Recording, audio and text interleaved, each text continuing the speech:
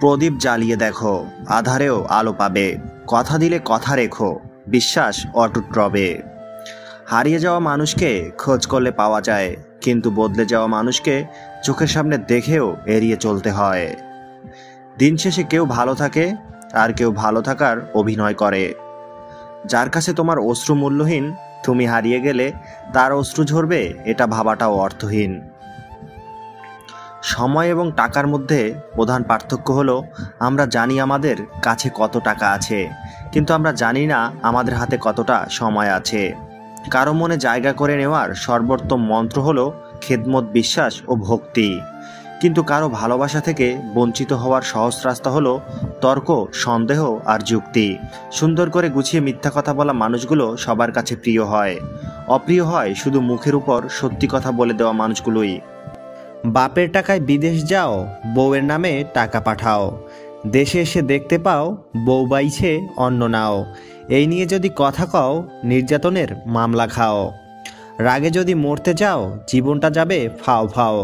তাই সৎ পথে করিও ভ্রমণ, যদিও হয় দেরি।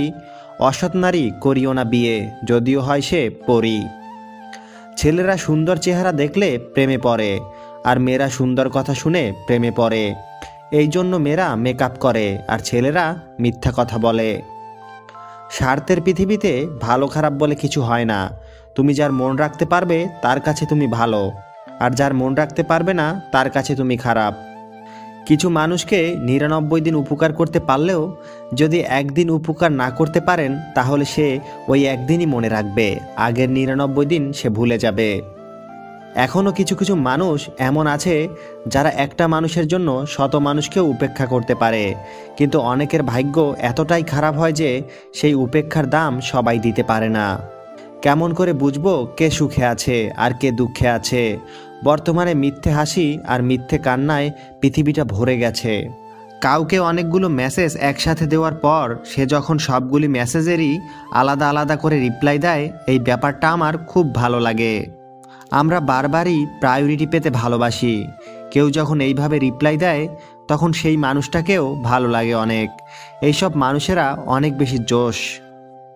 কারো কথায় আকৃষ্ট হয়ে খুব সহজে তাকে আপন ভাবার মতো বোকামি আর দ্বিতীয়টি নেই।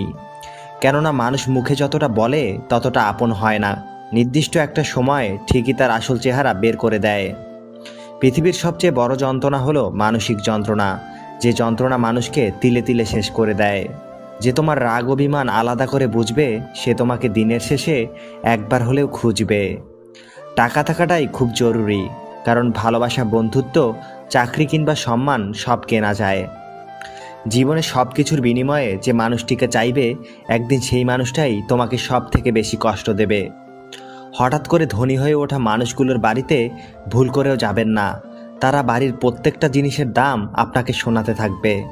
শরীর যত বেশি নাড়াচাড়া করবে, ততই শরীর সুস্থ থাকবে, আর মনটা যত বেশি স্থির থাকবে, ততই মনটা ভালো থাকবে।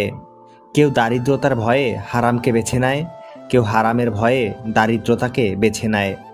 মন খুলে মনের কথা বলার আগে একটু ভেবো, কথাগুলো যাদের বলছো তারা তোমার কথাগুলোর মর্যাদা আসলেই কি রাখবে? কিছু রাগ, অভিমান, অবহেলা ভালোবাসারই নামান্তর। অনেকে খুব আবেগপ্রবণ, অল্প কিছুতেই প্রিয় মানুষটির সাথে রাগ অভিমান করে বসে। আর আপনি যদি ম্যাচুর হন, তবে এসব অবহেলাকে পজিটিভভাবে গ্রহণ করুন, কারণ এসব রাগ অভিমান আপনার সম্পর্ক মজবুত করে। এসব রাগ অবহেলা উপভোগ করুন, প্রিয় মানুষটির রাগ ভাঙানোর জন্য চেষ্টা করুন। খারাপ মানুষ চেনার উপায়: কখনো পরাজয় স্বীকার করে না, যুক্তিতে হারতে চায় না, অহংকার করে কথা বলে, নিজের ক্ষমতা দেখাতে চেষ্টা করে, সব বিষয়ে পারদর্শিতা দেখায়, সবাইকে সন্দেহের চোখে দেখে, সামান্য ব্যাপারে রেগে যায় এবং আঘাত করার চেষ্টা করে, সত্য মিথ্যা বুঝতে চায় না। বিচ্ছেদ কখনো দুজনের সম্মতিতে হয় না, একজন ছেড়ে যেতে চায় আর অন্যজনকে তা মেনে নিতে হয়। কোনো কিছুর শুরু দেখে খুশি হয়েও না, শেষটার জন্য অপেক্ষা করো, হয়তো শেষটা তোমাকে কাঁদিয়ে ছাড়বে। কেউ কাউকে ভুলে যেতে পারে না, প্রয়োজন শেষ হয়ে গেছে তাই আর যোগাযোগ রাখে না। কষ্টের কথা কি বলিব, কষ্ট কাকে বলে? কষ্ট হলো মনের আগুন, বুকের মধ্যে জ্বলে।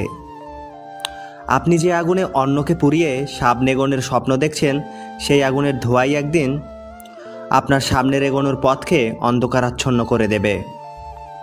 এই পৃথিবীতে একজন পুরুষের জন্য দুইজন নারী কাঁদে, একজন তার গর্ভধারিণী, অন্যজন তার কন্যা, পারতপক্ষে দুজনই মা।